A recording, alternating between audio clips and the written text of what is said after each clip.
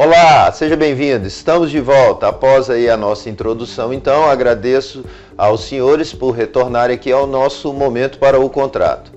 Vamos aprender então, vamos entender como é que foi desenvolvida a história dos contratos, como é que o contrato evoluiu ao longo do tempo.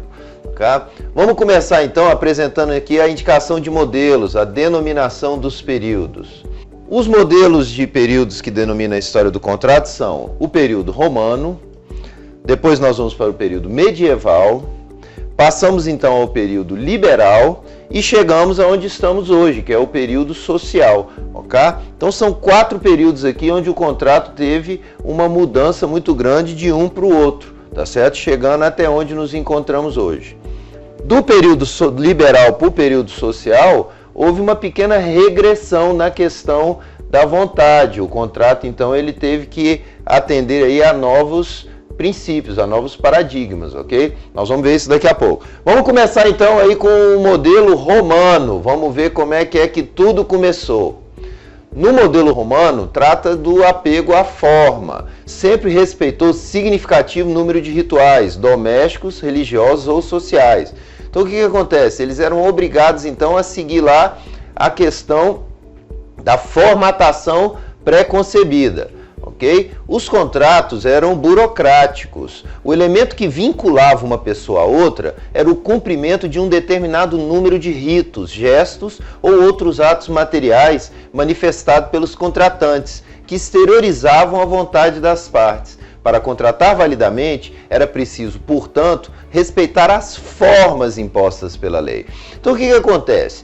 Tinha lá uma formatação toda especial para poder validar o contrato. Então, se você não seguisse aquela formatação, ele não exteriorizava a vontade das partes, tá certo? Sendo que questão de vontade das partes, nós vamos ver daqui a pouco. Por enquanto não tem isso. Por enquanto era obrigado a atender aí às formas. Isso é muito importante ter em mente, porque essa é a base aqui do contrato romano. Tá certo? Então nós temos aí as espécies de formalidades. Eram 2 espécies de formalidade no direito romano. Pela efetiva entrega do objeto, o perais et libra, tá certo? O bronze e a balança, o cidadão ia lá, media, tinha lá o peso do bronze, colocava o produto e entregava, claro, para a pessoa que estava fazendo o empréstimo, e por palavras sacramentais. Eram essas 2 formas que existiam de formalidade no direito romano, ok? Muito bom. Vamos lá então dar continuidade e ver o primeiro. Estamos em 320 a.C. O Império Romano era comandado por Lúcio Cornélio. Nessa época em Roma era permitido uma praxe contratual brutal, o nexum. Pelo bronze e pela balança, concretiza-se o nexum, considerado o mais antigo dos contratos solenes do direito romano.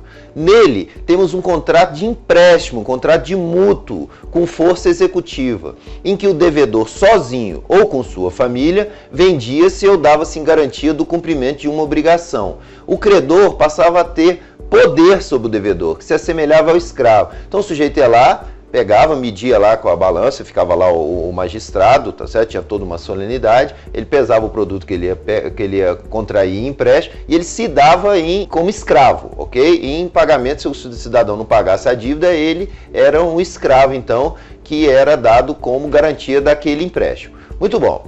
Foi em 326 a.C., com a edição da Lex Poetelia Papiria, que o nexum perdeu sua força executória. Ou seja, ocorreu a supressão da manus in acti e o credor não mais podia obrigar o devedor a trabalhar, ou mesmo castigá-lo. Acabou isso, ok? Então, em 326, foi suprimido isso aí. Mas, aqui no momento para o contrato, nós gostamos de trazer para os senhores, na medida do possível, como é que aconteceu, como é que se deu esse fato. Então, como é que terminou o nexo? Nós temos aí, então, o babado romano. Vejam só o que aconteceu.